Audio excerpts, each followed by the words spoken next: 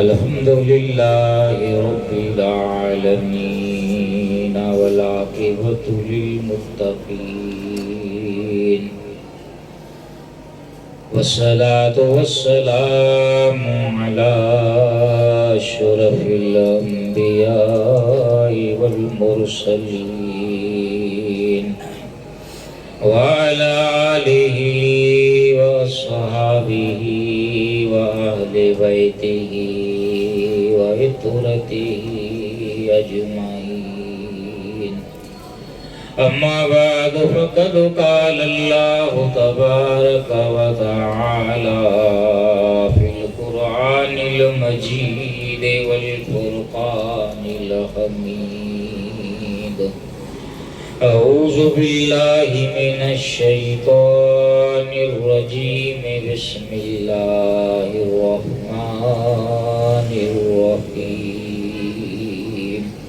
ما كان محمد أبا أحد من رجالكم ولكن رسول الله وخاتم النبيين وكان الله بكل شيء عليما. صدق الله مولانا العظيم وصدق رسوله النبي الكريم الأمين. إن الله وملائكته يصلون على النبي يا أيها الذين آمنوا صلوا عليه وسلموا تسليما. اللهم صل على سيدنا شفيعنا مولانا محمد وعليه وصحابه وبارك وسلم. مل کے پڑھیے میرے ساتھ: الصلاۃ والسلام علیک یا رسول اللہ، الصلاۃ والسلام علیک یا حبیب اللہ، الصلاۃ والسلام علیک یا رحمت للعالمین. آپ لوگوں کی آواز نہیں نکل رہی، پتہ نہیں نفلی روزہ رکھا ہوا ہے یا کوئی اور مسئلہ. بلند آواز سے پڑھیے: الصلاۃ والسلام علیک یا خاتم النبیین. حمد و صلات کے بعد محترم مکرم خلفائے اعظام و دیگر میرے دوستوں، بھائیوں، بزرگوں،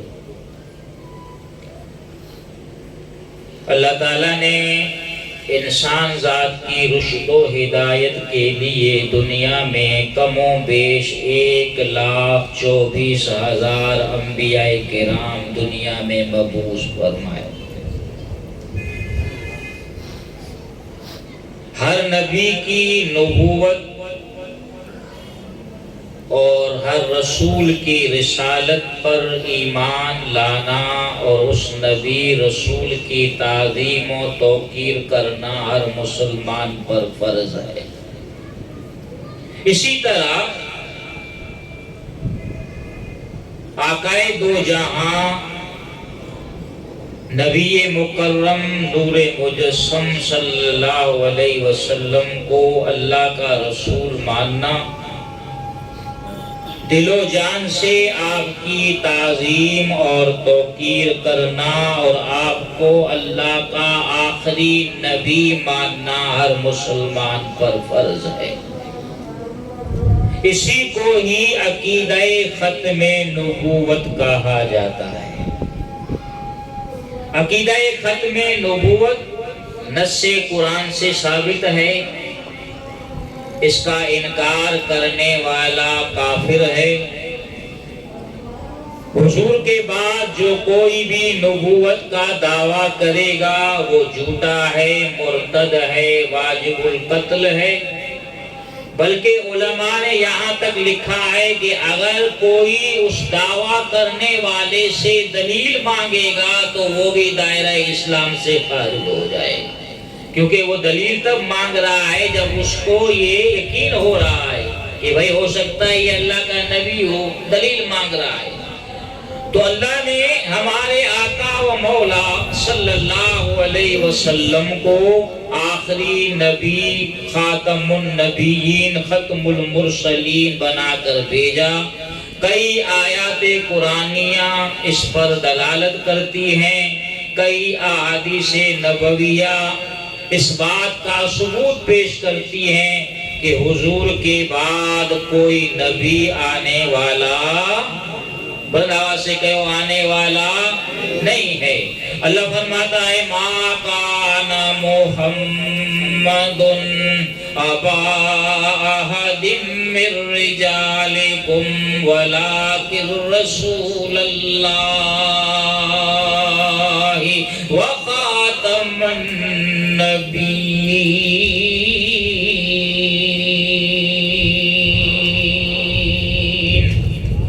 نہیں ہے محمد صلی اللہ علیہ وسلم تمہارے مردوں میں سے کسی کے باپ، لیکن وہ اللہ کے رسول ہیں اور خاتم النبیین ہیں۔ میرے دوستو، حضور سرور کائنات فخر موجودات صلی اللہ علیہ وسلم اللہ کی اس بیان کردہ حکم کے مطابق، نص قطعی کے مطابق خاتم النبیین ہیں، ختم المرسلین ہیں۔ دوسری جگہ اللہ نے کیا فرمایا؟ الیوم اکملت لکم دینکم واتممت علیکم نعمتی وردیت لکم الاسلام دینا۔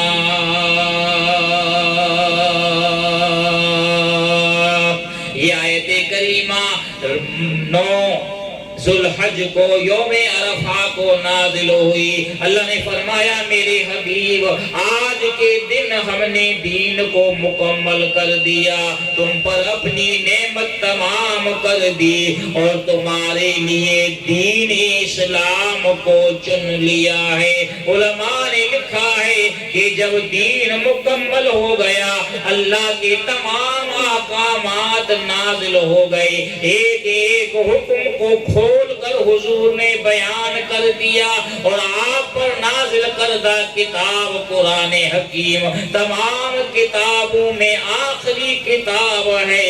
تو جس طرح قرآن کے بعد کوئی کتاب نہیں آئے گی، تو حضور کے بعد کوئی نبی بھی نہیں آئے گا۔ واہ واہ حضرت عظیم المرتبت امام اہل سنت کیا فرماتے ہیں؟ فرماتے ہیں کیا خبر کتنے تارے کھلے چھپ گئے۔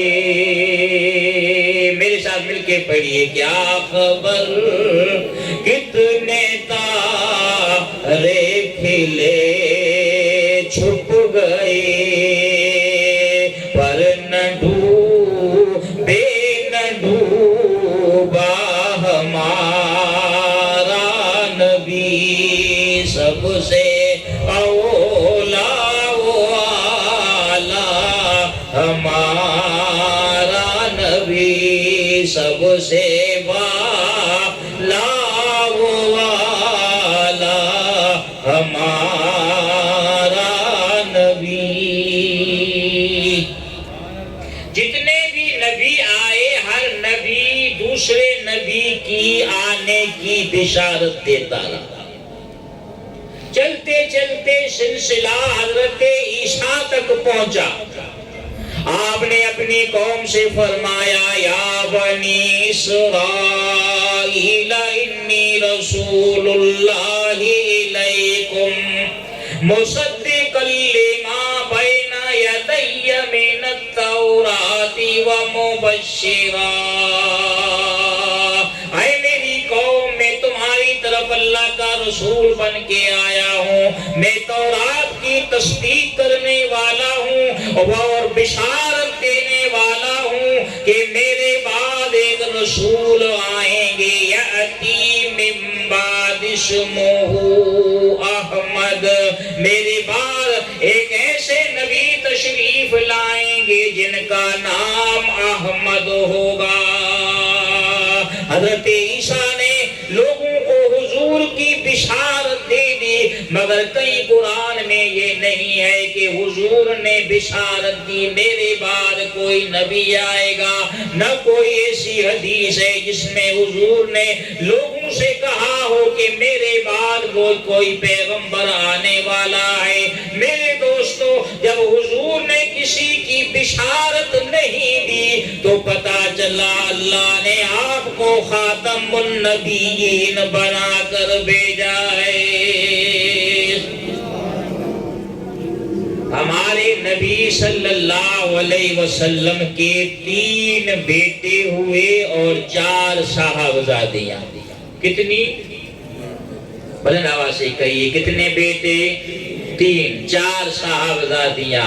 بیٹوں میں حضرت ابراہیم، حضرت عبداللہ، حضرت قاسم، اور صاحبزادیوں میں حضرت زینب، رقیہ، ام کلثوم اور سیدہ فاطمہ الزہرا۔ یہ باتیں یاد رکھنی ہیں۔ آپ کے صاحبزادے کم سنی میں ہی دنیا سے پردہ فرما گئے۔ کیوں؟ علماء نے اس کی بڑی پیاری وجہ لکھی ہے، کہیے سبحان اللہ۔ میرے دوستو، اللہ نے آپ کے تینوں صاحبزادوں کو کم سنی میں اپنے ہاں بلا لیا۔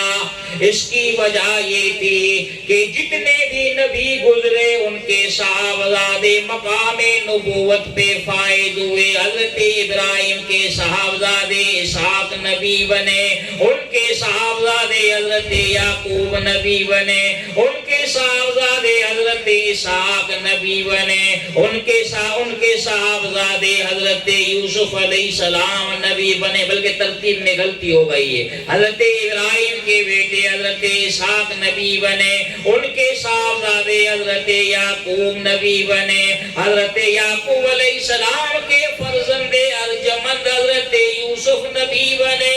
میرے دوستو، اگر اللہ تعالیٰ ان کو زندہ سلامت رکھتا، حضور نے فرمایا اگر میرے صاحبزادے ابراہیم دنیا میں زندہ ہوتے تو اللہ کے کامل و اکمل نبی بن جاتے۔ اگر نبی اللہ نہ بناتا، لوگ اعتراض کرتے کہ دیکھو جس مصطفیٰ کی شان یہ ہے کہ وہ نبیوں میں رحمت لقب پانے والا، وہ نبیوں میں رحمت لقب پانے والا، مرادیں غریبوں کی بھرلانے والا۔ دیگر انبیاء کے صاحبزادے نبی بنے، مگر جو نبیوں کا نبی ہے، امام الانبیاء ہے، ان کے صاحبزادے نبی نہیں بنے۔ اللہ نے فرمایا میرے حبیب آپ کے صاحبزادوں کو میں اپنے ہاں بلا لیتا ہوں تاکہ نہ صاحبزادے زندہ ہوں نہ ان کو نبی بنانے کی ضرورت پیش آئے، اور اگر وہ زندہ ہوتے میں نبی بنا دیتا تو آپ ختم المرسلین نہ رہتے۔ میں نے اس لیے اپنے پاس بلایا ہے تاکہ آپ خاتم النبیین ہی ٹھہر جائیں۔ سبحان اللہ، سبحان اللہ۔ میرے دوستو، آگے چلیے، ہمارے نبی کا کوئی سگا بھائی نہیں ہے، ہمارے نبی کا کوئی سگا بھائی نہیں ہے۔ اس کی 2 وجوہات ہیں۔ ایک وجہ یہ ہے کہ آپ کا سگا بھائی ہوتا تو اس کو بھی نبی بنایا جاتا، جیسے حضرت اسحاق کے بھائی حضرت اسماعیل نبی بنے، اور حضرت موسیٰ کے بھائی ہارون علیہ السلام نبی بنے۔ اللہ نے فرمایا کہ میں محبوب تیرا سگا بھائی پیدا نہیں فرما رہا ہوں، ایک وجہ یہ، دوسری وجہ یہ کہ محبوب تیرا سگا بھائی ہوگا تو تجھ سے برابری کا دعویٰ کرے گا۔ اے مصطفیٰ کریم، جس ماں باپ کا تو بیٹا ہے اس کا میں بھی بیٹا ہوں، جو نسب و نسب تمہارا ہے وہی میرا ہے، جو خاندان تمہارا ہے اسی سے میں بھی تعلق رکھتا ہوں۔ اللہ نے فرمایا حبیب تجھ سے برابری کرنے والا میں پیدا ہی نہیں فرمایا۔ سبحان اللہ سبحان اللہ۔ تفسیر روح البیان، حضور نے جبریل سے پوچھا اور اس پوچھنے والے انداز کو شاعر نے اس طرح بیان کیا۔ ایک روز جبرائیل سے کہنے لگے شاہ امم، تو نے جہاں دیکھے ہیں بتلائیے کیسے ہیں ہم۔ کہنے لگے اے مہجبی تیری قسم، آفا کہا گردیدہ مہرے پتاور زیدہ، یہی کہنے لگے سدرہ والے چمنے جہاں کے تھالے، سبھی میں نے چھان ڈالے تیرے پائے کا نہ پایا، تجھے یک نے یک بنایا۔ سبحان اللہ سبحان۔ حضرت حسان بن ثابت، یہ باقاعدہ حدیث ہے، حضور نے فرمایا اسعد المنبر، حسان ممبر پہ آؤ، ان منافقین کو بتاؤ کہ ہم کون ہیں۔ سبحان اللہ کہنے میں کوئی حرج نہیں، بلند آواز سے کہیے۔ اور علماء بیٹھے ہیں، حدیث میں ہے جو ایک دفعہ سبحان اللہ کہتا ہے اس کے لیے جنت میں ایک درخت لگتا ہے، 90 نیکیاں اس کو ملتی ہیں۔ کتنی؟ سبحان اللہ میں 9 حروف ہیں، قرآن کا باقاعدہ ایک لفظ ہے، کلمہ ہے قرآن کا۔ حسان جی میرے آقا، میرے ماں باپ تو آپ پر قربان، بتاؤ ہم کون ہیں؟ حضرت حسان کہنے لگے وَأَحْسَنُ مِنْكَ لَمْ تَرَكَتُ عَيْنِي، یا رسول اللہ آپ سے بڑھ کر میری آنکھوں نے کوئی حسین نہیں دیکھا۔ حسان تو مکے میں ہے، کسی اور جگہ ہو سکتا ہے۔ فرمایا نہیں، وَأَجْمَلُ مِنْكَ لَمْ تَلِدِ النِّسَاءُ، یا رسول اللہ حسان کی آنکھیں کیسے دیکھیں کہ آپ سا حسین کسی ماں نے جنا ہی نہیں ہے۔ خُلِقْتَ مُبَرَّأً مِّن كُلِّ عَيْبٍ كَأَنَّكَ قَدْ خُلِقْتَ كَمَا تَشَاءُ۔ یا رسول اللہ، اللہ نے اپنی تمام مخلوق کو اپنی پسند پہ پیدا فرمایا، مگر آپ کو ویسے ہی پیدا فرمایا جس طرح آپ مصطفیٰ کریم چاہتے تھے۔ تو میرے آقا صلی اللہ علیہ وسلم کا کوئی سگا بھائی نہیں ہے، اس لیے کہ اللہ نے فرمایا حبیب اگر آپ کا سگا بھائی ہوتا آپ سے برابری کا دعویٰ کرتا، دوسرا اس کو نبوت دینا لازمی ہو جاتی، اس لیے ہم نے آپ کا سگا بھائی پیدا نہیں فرمایا تاکہ آپ ختم المرسلین اور خاتم النبیین ہی ٹھہریں۔ میرے دوستو آگے چلیے، بس چند باتیں عرض کروں گا۔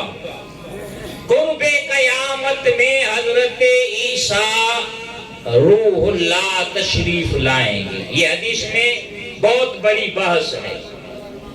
آپ آئیں گے، دنیا میں شادی کریں گے، 40 سال تک دنیا میں زندگی گزاریں گے، مگر حضور کے بعد اگر کوئی نبی آنا ہوتا تو حضرت عیسیٰ کہتے میں اللہ کا نبی ہوں، میری شریعت پر عمل کرو۔ نہیں، حضرت عیسیٰ تشریف لائیں گے مگر دنیا میں امتی مصطفیٰ ہو کر زندگی گزاریں۔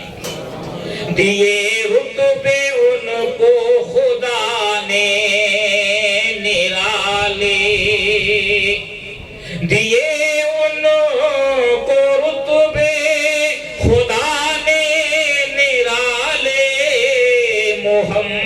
ہمارے بڑی شان والے۔ حضرت عیسیٰ روح اللہ 40 سال کے بعد دنیا سے پردہ فرمائیں گے۔ کہاں تدفین ہوگی؟ گنبد خضرا۔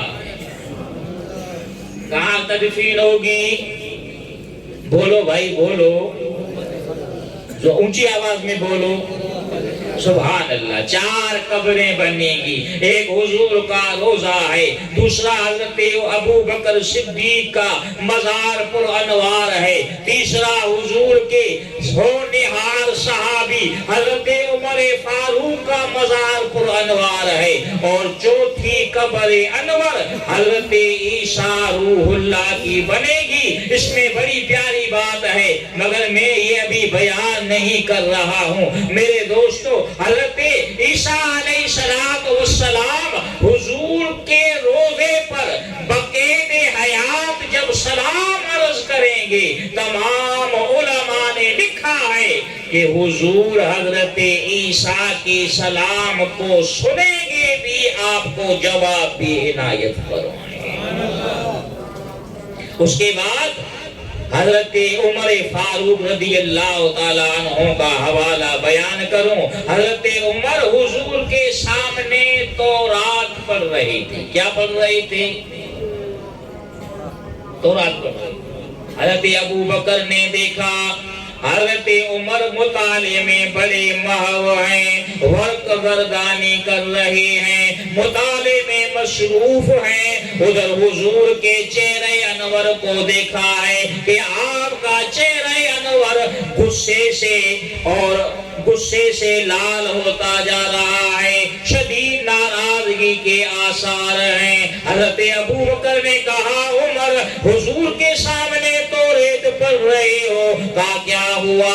میں تو صرف مطالعے کی حد تک توریت کھولے ہوا ہوں۔ سرکار نے فرمایا عمر ابو بکر صحیح کہہ رہا ہے، تو میرے سامنے توریت پڑھ رہا ہے، خدا کی قسم اس وقت صاحب تورات موسیٰ کلیم اللہ بھی آ جائے تو عمر میں تجھے بتا دینا چاہتا ہوں وہ لا الہ الا اللہ موسیٰ کلیم اللہ نہیں پڑھیں گے بلکہ لا الہ الا اللہ محمد رسول اللہ پڑھنے کے پابند ہوں گے،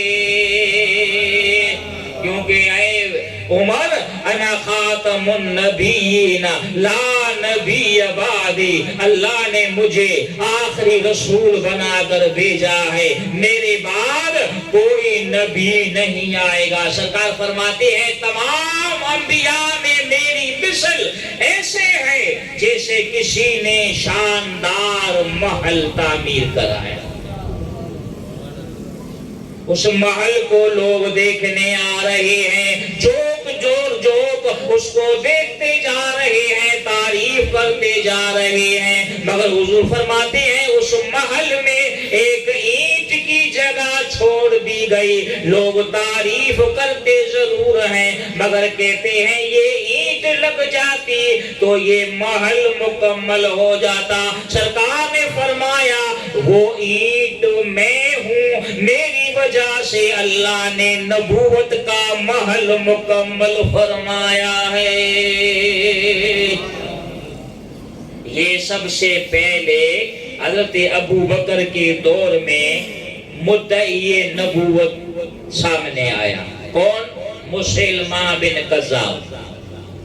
حضرت ابو بکر نے اس کا کام تمام کر دیا، اور اس کے بعد یہ ایسے لوگ سر اٹھاتے رہے، لیکن قربان جائیں حضور کو اللہ نے خاتم النبیین بنایا، ختم المرسلین بنایا، ان کے ہوتے ہوئے آپ کی رسالت و نبوت کے ہوتے ہوئے کوئی اور کیسے دعویٰ کر سکتا ہے؟ چلتے چلتے میرے دوست ہمارے ملک کے اندر مرزا غلام احمد قادیانی اور اس کا لاؤ لشکر جب میرے دوست سر اٹھانے لگا تو اسی حضرت ابو بکر کے خاندان میں سے ایک شخص اٹھا جس کو لوگ شاہ احمد نورانی کے نام سے یاد کرتے ہیں۔ شاہ احمد نورانی صدیقی رحمت اللہ تعالی علیہ نے پوری قرارداد منظور کی. قومی اسمبلی نے یہ قرارداد منظور کرائی کہ قادیانی غیر مسلم ہے، دائرہ اسلام سے خارج ہیں، اور علامہ شاہ احمد نورانی نے یہ جو کارنامہ سر انجام دیا اس کو صرف ہمارے اہل سنت بریلوی نہیں مانتے ہیں. میرے ساتھ ایک ٹیچر پڑھاتا ہے اسکول میں، اس کا تعلق مسلک دیوبند سے ہے. وہ کہتا ہے مولانا صاحب واقعی علم و عمل میں دیگر بھی لوگ ہم نے دیکھے، مگر عشق مصطفیٰ میں جو مولانا نورانی نے قدم دکھایا اور مولانا نورانی کے سینے میں جو عشق رسول تھا وہ ہم نے کسی اور کے سینے میں نہیں دیکھا. قادیانی کا فتنہ بڑا عظیم فتنہ تھا. اگر اس کو نہ روکتے علامہ شاہ احمد نورانی تو آج پتہ نہیں کیا ہو جاتا. پھر میرے دوست جو کام ہوا وہ امیر المجاہدین علامہ خادم حسین رضوی رحمت اللہ تعالی علیہ نے کیا. لیکن زندگی نے وفا نہیں کی، وہ اللہ کو پیارے ہو گئے. تو ہم اور آپ کو کیا کرنا چاہیے؟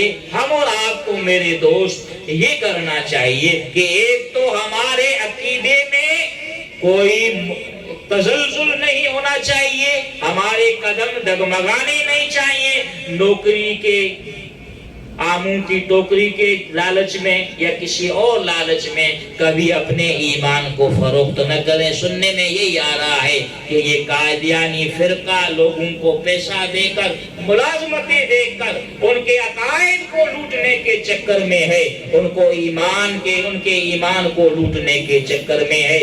یاد رکھیے گا، روپے پیسے والی بات سے کوئی انسان جو ہے اس کی طبیعت میں، اس کی شخصیت میں فرق نہیں پڑتا. اصل دولت ایمان کی ہے. روپے پیسے کی کمی کو پورا کیا جا سکتا ہے مگر ایمان ضائع ہو گیا تو اس کو کوئی پورا نہیں کر سکے گا. ہم سب کا یہی عقیدہ ہے. حضور ختم المرسلین ہیں، خاتم النبیین ہیں. اللہ کی بارگاہ میں دعا ہے رب کریم ہمیں اسی عقیدے پہ قائم رکھنا اور اسی عقیدے پہ ہم سب کو موت بھی عطا فرمانا. آمین. وما علی الا البلاغ المبین.